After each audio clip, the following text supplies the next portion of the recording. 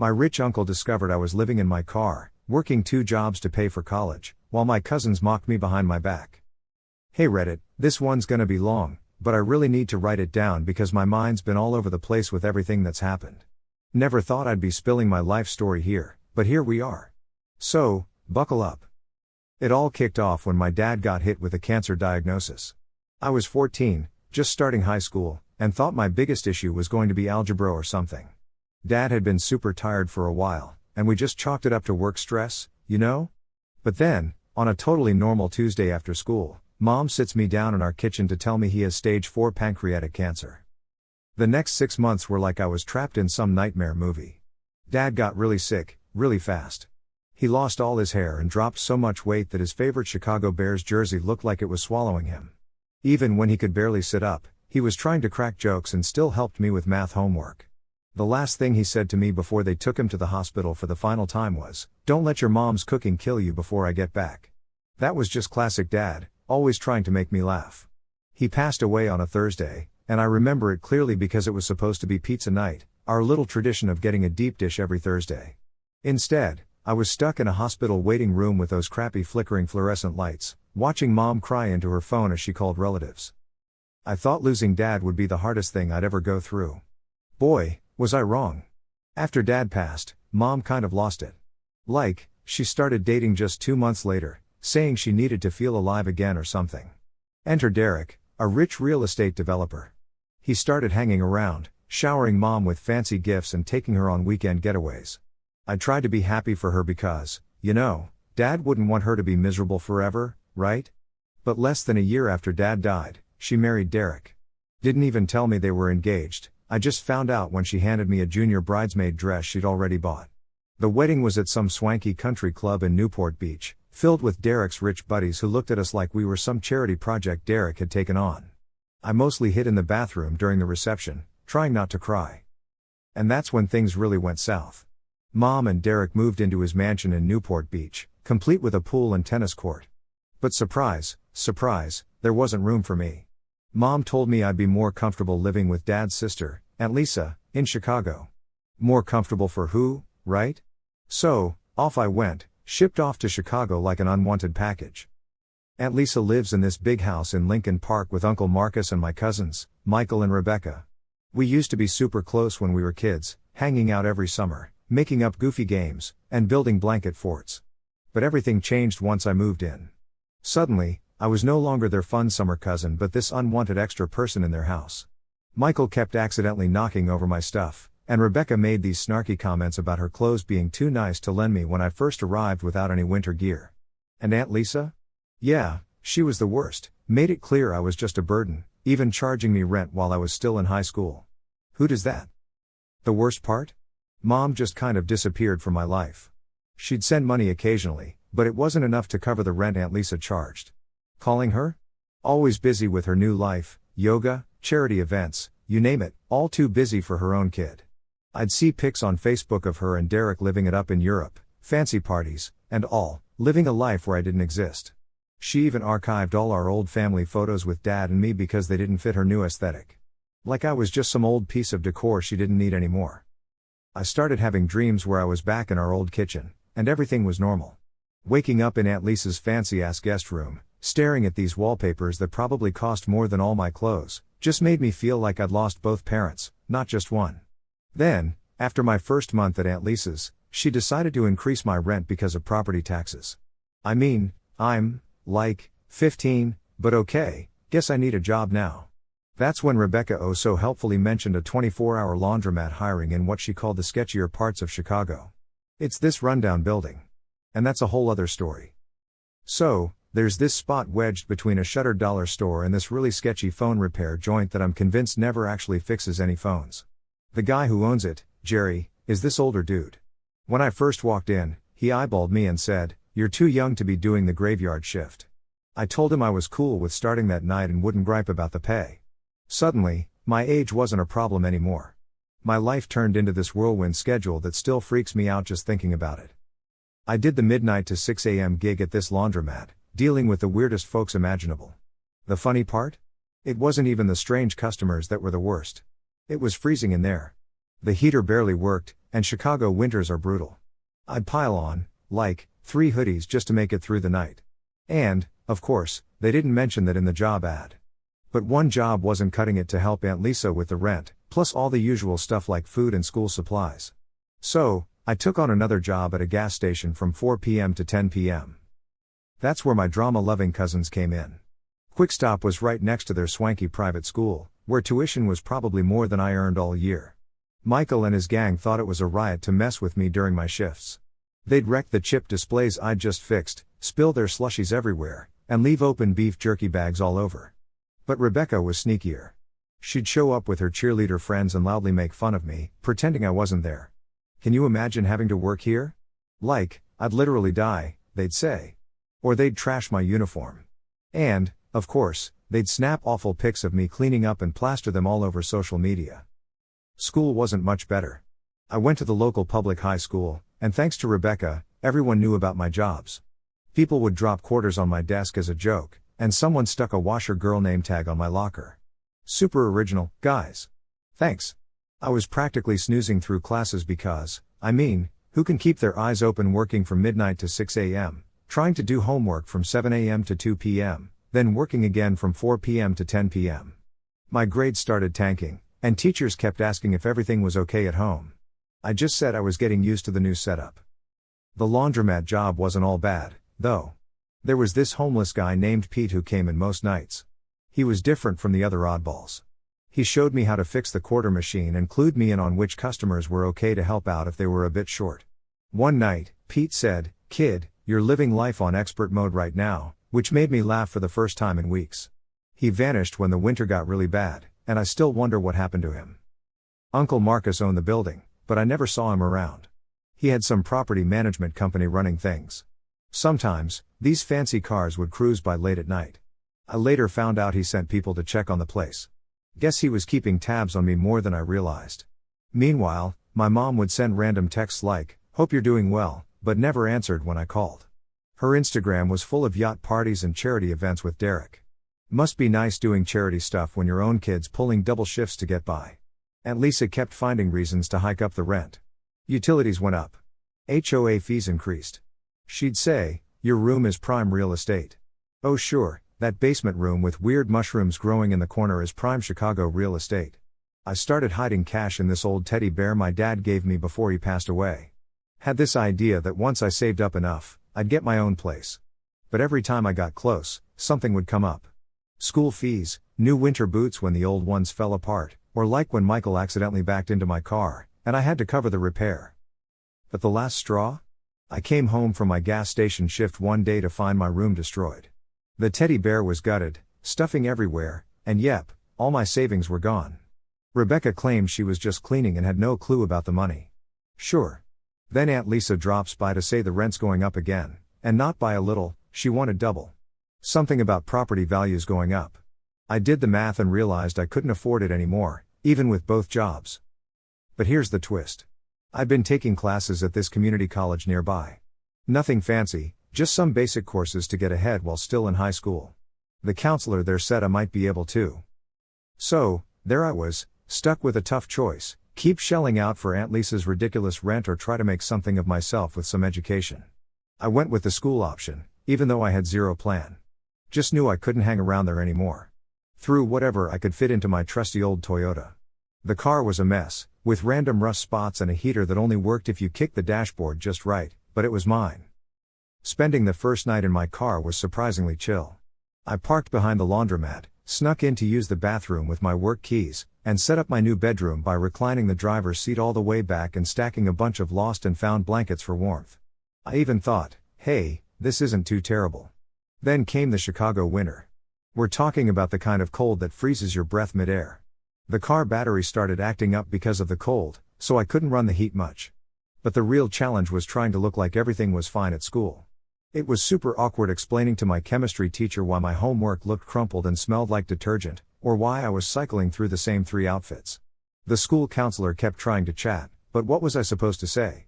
Oh yeah, I live in my car now, but no worries, it's in a nice alley. Then my cousin Michael got all Sherlock Holmes on me. He must have wondered why I wasn't around the house anymore and followed me after one of my late shifts. The next thing I knew, his TikTok was blowing up with a series he called My Homeless Cousin, a documentary. He filmed everything, my frosty windows, me attempting to study by the light of the laundromat sign, even me changing clothes in the backseat. His rich kid friends made the videos viral, and suddenly people were driving by at night, honking and pelting my car with stuff. Cops started bothering me too. They'd tap on my window every few nights, telling me I couldn't sleep there, so I'd drive around until they left and then sneak back. I spent lots of nights just driving in circles, watching my gas needle inch closer to empty, hoping I'd have enough to get to work the next day. Weirdly enough, I started seeing this black SUV parked across the street at night. It always changed spots but was always there, engine running, windows tinted. First, I thought it might be cops or some creep, but whoever it was never bothered me. Just sat there like they were on a stakeout. One night it was brutal, -15 degrees Fahrenheit, the kind of cold that physically hurts. My car wouldn't start, my phone was dead, and the laundromat was closed for repairs. I thought, well, this is the end. They're gonna find me frozen like those rats in the alley. I bundled up in everything I owned and tried not to freak out. Suddenly, someone knocked on my window. It was Uncle Marcus. Like it was no big deal to be standing in snow at 2 a.m. He simply said, "I think we need to talk." If you haven't yet, please subscribe and hit the notification bell to stay updated with more crazy real-life stories happening around you. Turns out, that black SUV? Yeah, it was his. He'd been keeping tabs on me via the laundromat's security cameras, sending folks to check in on me. Said he wanted to see what I was made of. Like, who does that? But honestly, at that point, I was just too cold to care about his bizarre life lessons. So there I was, practically turning into a human icicle, and Uncle Marcus just stood there in his fancy wool coat, looking at me through the window. I expected a lecture or worse, but instead, he just said, "My office is better heating." Like it was no big deal. His office was this little room above the laundromat I'd never noticed before. He had a whole setup there, desk, mini fridge, coffee maker, even a small bathroom. As I was thawing out with a cup of actually decent coffee, he just watched me like he was trying to figure something out. Then he said, "You know, your dad and I used to sleep in a car, too." Wait, what? I nearly dropped my coffee. I always saw Uncle Marcus as this super rich real estate guy in suits worth more than my whole car. Then he told me this story I'd never heard, about how he and my dad grew up really poor, with their mom working 3 jobs and still barely making rent. Uncle Marcus pulled out his phone and showed me an old photo of 2 skinny teenagers eating beans straight from a can in a beat-up van. "That's your dad on the left," he said. Same goofy smile, just on a much younger face. As he was talking, I sat there, trying to wrap my head around it all, like, how did they imagine going from being homeless teens to, well, all of this? That's when he starts telling me about the laundromat. The original owner used to let them crash there on freezing nights. They'd lend a hand fixing machines, cleaning up, whatever needed to be done. When the owner got sick, he offered to sell it to them. My dad had just kicked off his college journey on a scholarship, but Uncle Marcus had been working construction and saving every dime. So, the owner practically gave it to him. That was his first property. Then Uncle Marcus starts pulling out all these ancient documents from his drawer, property deeds, contracts, business plans, all with my dad's scribbles on the sides. When your dad got sick, Uncle Marcus continues, he made me promise 2 things. First, to look out for you. Second, to make sure you learned how to look out for yourself. Then he gives me this look and says, "Gotta say, you're doing better at the second part than I expected." I'm sitting there trying hard not to cry, but you've got to admit, I wasn't doing a great job of it, when he drops the bombshell. Turns out he owns like half the block around the laundromat now, apartment buildings, stores, even that shady phone repair shop. And he's been watching out for me through the security cameras, sending his guys in the SUV to keep an eye on me. You worked 2 jobs without a word of complaint, kept your grades up, found ways to get by that most would never think of. Even kept that laundromat running better than the manager I hired. He actually grinned when he said that last bit. Jerry told me you fixed the quarter machine. Took my maintenance guy 3 tries to figure that out. Then he pulls out this key, says it's for the apartment above his office. A whole studio apartment I didn't even know was there. He told me it's mine. No rent, as long as I keep working at the laundromat and maintain my grades. I tried to refuse, felt too much like a handout or something, but he shut me down quickly. This isn't charity. This is an investment. You've got your father's brains and your own determination. I'm investing in that. Then he shows me this entire file. He's kept copies of my school records, work reports from Jerry, even screenshots of those terrible TikToks Michael and Rebecca made. They thought they were putting you down, he says. All I saw was someone who refused to break. It's weird, you know. All this time, I thought he was just this cold, rich dude who didn't care, letting his wife treat me like dirt. Turns out he was testing me. A messed up way to do it, yeah, but now I kind of get it. He wanted to see if I had what my dad had, that spark that keeps you going when the world's against you. Before I left his office that night, he mentioned something else about Dad. Told me about their last chat when Dad was in the hospital. Dad made him promise not to just hand me everything. Said I needed to learn to stand strong on my own first. But Uncle Marcus added that Dad also said to know when enough was enough. And kid, you've more than proved yourself. I spent that night in a real bed for the first time in months. The apartment wasn't anything fancy, just one room with a kitchenette and bathroom, but it was warm, clean, and safe. But the morning after Uncle Marcus gave me the apartment, my phone blew up with texts from Aunt Lisa. Turns out Michael drove by the laundromat on his way to school and saw me coming down from the upstairs apartment. He took pictures, because of course he did. Aunt Lisa shows up at the laundromat during my shift, decked out in her designer workout gear, looking like she's about to explode. She starts yelling about how I'm trying to steal her husband, how I've been seducing him or whatever. Like, yeah, Aunt Lisa, I totally seduced him by being homeless and fixing washers. Super sexy. The customers were all gawking. And this one old lady, who comes in every Wednesday to wash her cat's blankets, actually started recording the whole scene on her phone. Aunt Lisa was ranting about how she always knew I was trouble, how I'm just like my mom trying to take advantage of rich men. I'm just standing there with a mop in my hand, wearing my gross work uniform, thinking, is this seriously happening right now? Then Jerry comes out from the back room and tells Aunt Lisa she needs to leave before he calls the cops. She leaves, but not before telling me this isn't over. That night, I heard Lisa and Uncle Marcus having this massive argument upstairs in his office. Their voices were muffled, but I could make out Aunt Lisa screaming about that girl and how dare you. I felt so ashamed, like I'd wrecked their marriage or something. Found out later Aunt Lisa slept at her friend's place that night. When I saw Uncle Marcus the next morning, he had dark circles under his eyes and just gave me this tired nod. But the weird thing is that my mom suddenly started calling me out of the blue. So, after not seeing my mom for ages, she suddenly pops up, acting all worried. She's like, honey, I'm hearing some troubling stuff, as if she has any right to be worried after ditching me. I bet Rebecca is behind those rumors. Then, out of nowhere, she and Derek show up at my place without even a heads up. Mom's flaunting a new fancy outfit, and she starts eyeing my cramped little studio. Oh, honey, she says, but it comes off more scheming than caring. This is quaint. Meanwhile, Derek's hanging back by the door, like he's scared he might catch poverty or something. So, what brings you here? I ask, not offering them a seat, mostly because there's no room unless they feel like chilling on my unmade bed. Mom starts pacing in my tiny space.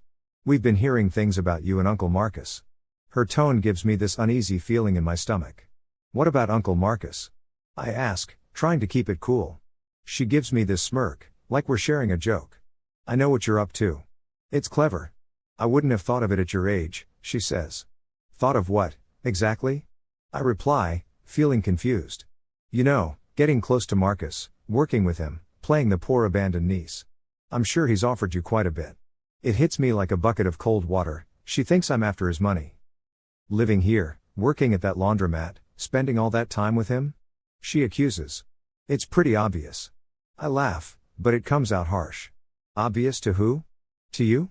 The one who shipped me off to Chicago and forgot I existed? That's not fair, she says, but I cut her off. No, you know what's unfair? How you disappeared after Dad died, married Derek 10 months later, and sent me to Aunt Lisa's like unwanted furniture. I was grieving, she claims, but she's checking her pricey watch instead of looking at me. No, you were upgrading, I fire back. Trading me for a life of luxury with your real estate adventures and charity events. And now you're worried I might get some of Uncle Marcus' money before you do? Derek finally cuts in, trying to play the authority figure. Now, listen here, young lady. We're worried about your well-being. My well-being? I laugh, even uglier this time. Where was this concern when Aunt Lisa charged me rent at 15? When I was working 2 jobs and sleeping in my car? Mom waves it off. Don't be dramatic. Check my hospital records from when I got bronchitis sleeping in that car. Or the pay stubs from the gas station and laundromat. The rent receipts Lisa kept. Oh, right. You were too busy posting yacht party pics to answer my calls. That's ancient history, she says, but she's fiddling with her wedding ring, Dad's ring that she upgraded with bigger diamonds. We're here to help now. Derek knows someone at a great Swiss boarding school. Now you want to help? I shout. Or is it just 'cause Uncle Marcus is teaching me the business, and you're afraid I might actually learn something? Mom's facade drops. She's cold now. Marcus was your father's brother. Anything of his should come to me. His ex-wife, I correct. Who remarried less than a year later. I deserve, she starts, but I interrupt. You deserve? While you hang out with Derek at galas, I've been learning to fix washing machines, manage books, actually help people, just like Dad did. Your father was a teacher, she snaps, dismissive. He treated Marcus's business like a hobby. Get out, I say, pointing to the door. Go back to your perfect life and your perfect husband. Plan another gala, catalog family photos to fit your aesthetic. Just get out. Derek makes another attempt. Now, see here, no, you see here, I interrupt, my voice steady. I know exactly why you're here. You heard I was working with Uncle Marcus and got scared. Scared I might actually earn something you think belongs to you. But I'm not here for anyone's money. Uncle Marcus gave me a chance when you discarded me. Mom goes red. How dare you? How dare I? How dare you pretend to care now when all you care about is your bank account? I open the door. By the way, Mom, that pantsuit screams desperation. They leave, Mom muttering about how ungrateful I am, and Derek already on his phone. I close the door, slide down against it, shaking.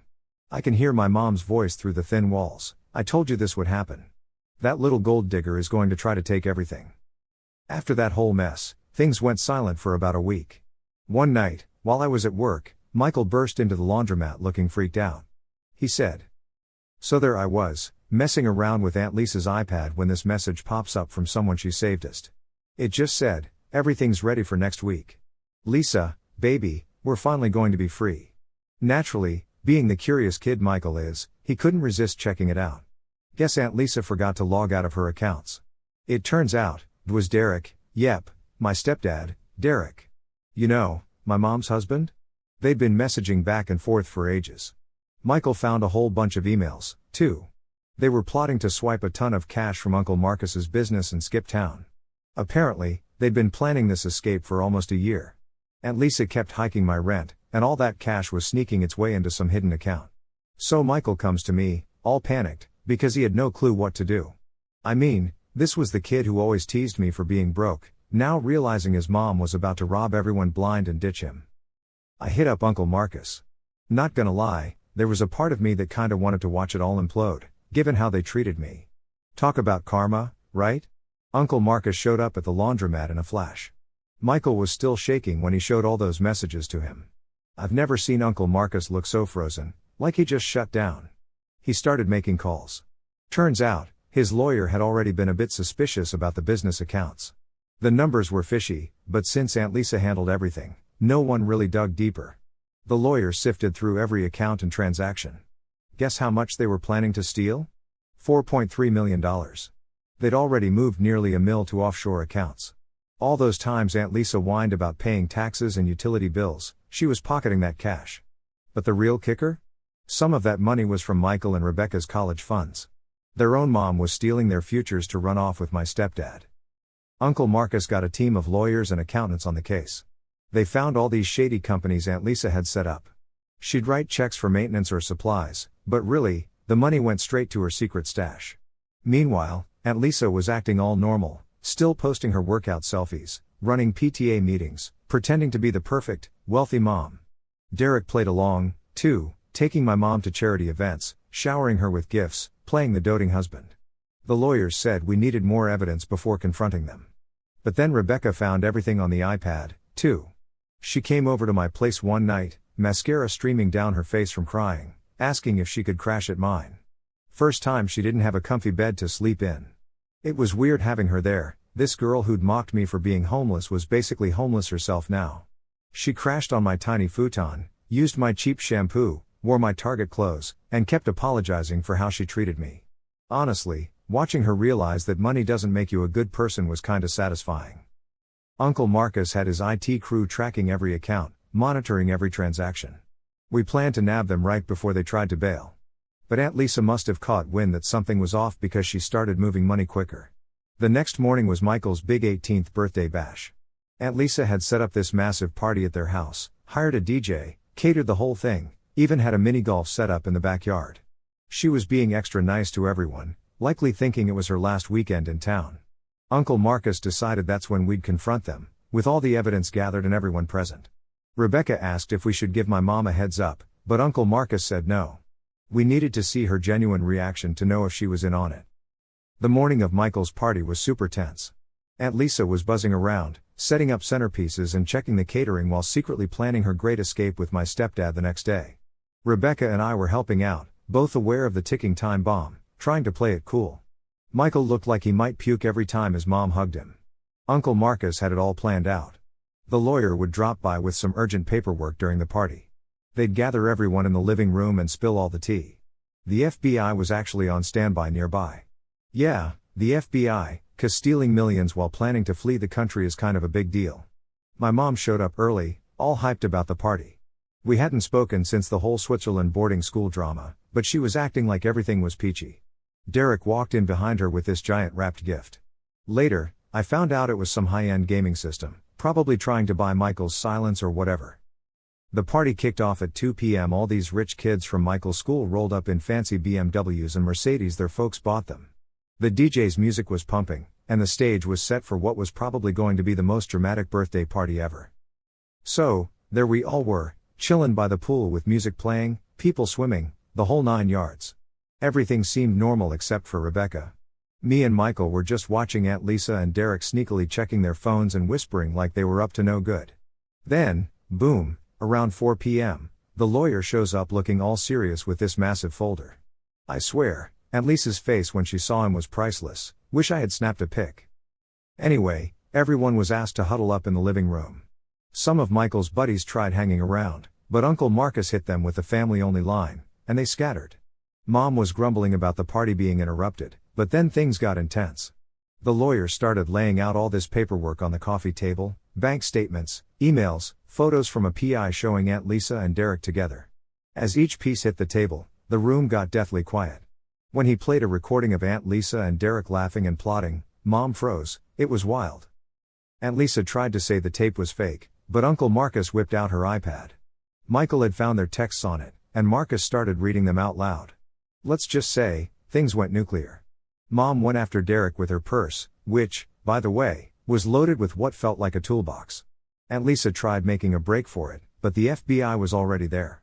This agent told her she was busted for wire fraud and embezzlement, and they cuffed her and Derek. Derek kept yelling he could explain, and Lisa was sobbing about her life being ruined. But the kicker? They didn't even look at their kids. Total chaos. Mom was a mess. Turns out Derek had swindled her out of her money, too. She had signed stuff without reading because she trusted him. All Dad's life insurance gone. The next few weeks were pure madness. The FBI uncovered even more dirt. Aunt Lisa and Derek had this whole escape plan with fake identities and offshore accounts. They'd been robbing everyone blind, even snatching charity money. In the middle of this, Uncle Marcus was watching how everyone was dealing. Rebecca and Michael crashed at my tiny apartment. We made it work. Michael took the futon, Rebecca shared my bed, and we all dealt with one bathroom. They both got jobs at the laundromat. Rebecca's surprisingly good with customers, and Michael turned out to be a whiz with machines. Even impressed the repair guy with his skills. Mom went to rehab, not for anything like drugs, but just to process everything. She had been chasing this perfect image and missed all of Derek's red flags. Uncle Marcus really stepped up. He's been schooling us on the family business and wants me, Rebecca, and Michael to eventually run it. We all bring something different to the table. I've got a knack for numbers, Rebecca's got the people skills when she wants to, and Michael's a mechanical genius. Last week, we visited Dad's grave together for the first time. Uncle Marcus shared more about how Dad built the business while teaching because he loved helping people. Aunt Lisa and Derek are behind bars now. Turns out, stealing and planning to skip the country isn't exactly legal. They're pointing fingers at each other, which would be funny if it wasn't so sad. Michael and Rebecca are still wrestling with it, figuring out their mom prioritized running off with someone else's husband over them. But the weird thing? We're all doing better now. Mom's facing her problems head on, Rebecca and Michael are learning the value of hard work, and I realized accepting help is okay. Sometimes I look around my new life and can't believe how different it is from last year. Here I am, in the laundromat office, my office, managing the place, and it hits me. Sure, I lost family, but we're all stronger for it. In short, discovered aunt and stepdad were a thing and planning to scam millions. They got busted at a party, mom broke down and went to rehab, and we turned into a tight-knit family through some laundromat hustle. Oh, and dad was like a mastermind.